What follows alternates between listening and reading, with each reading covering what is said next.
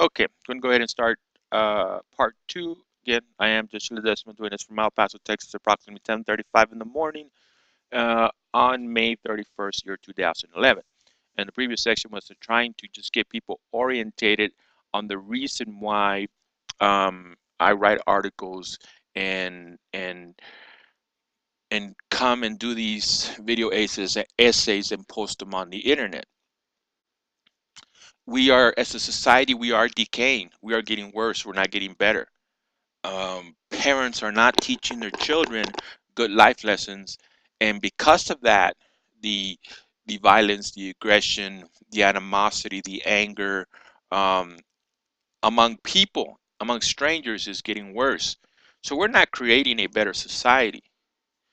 And right now, there's so many people who are being led, excuse me, by the ideas of liberals, politicians,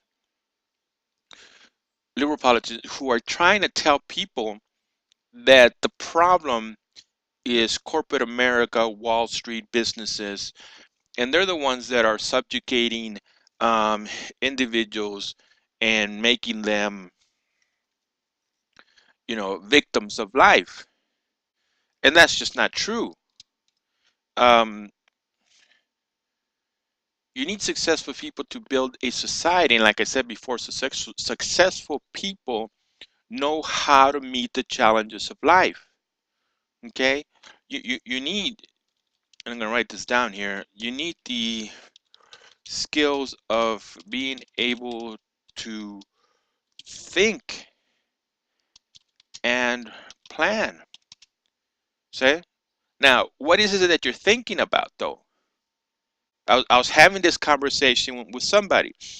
There's more than one philosophical approach, but you can basically think in the negative and cynical way. Okay, that's one approach. Or you have the approach of the positive and optimistic way. Say, you have that option. Now,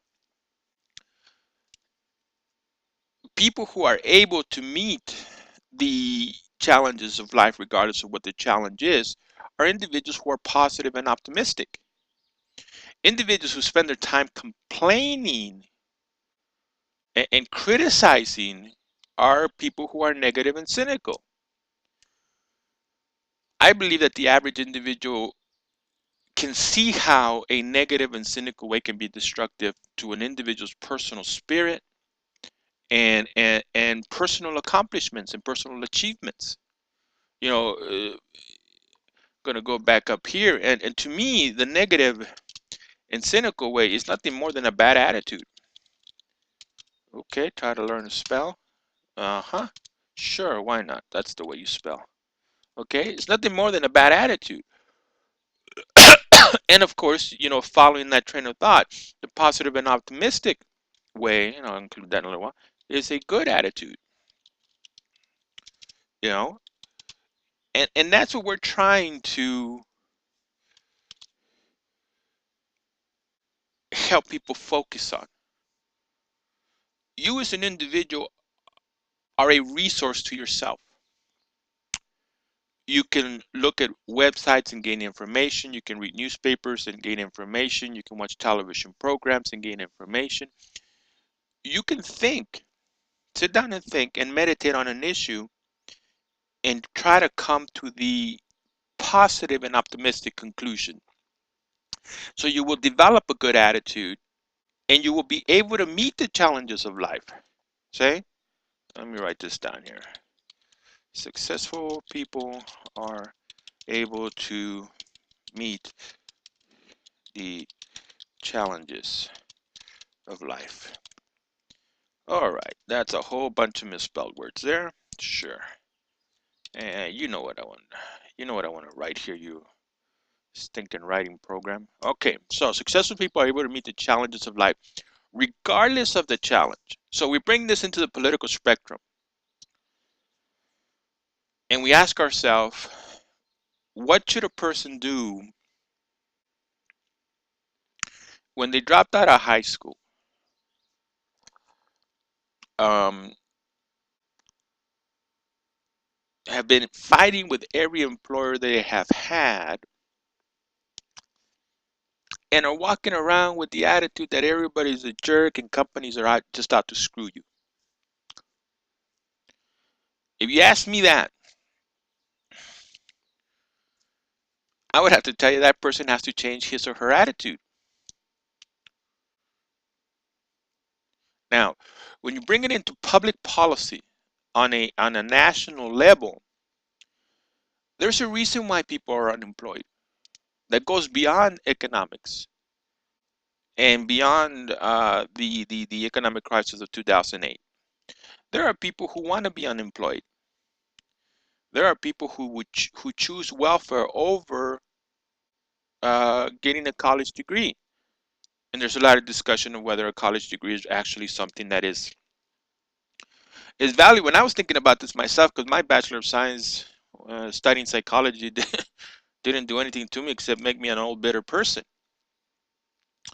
But when I was meditating on it and thinking about it, I came to the conclusion that in reality, um, it is good to have a university degree. And the reason why is because even though I'm not able to gain employment in what I studied,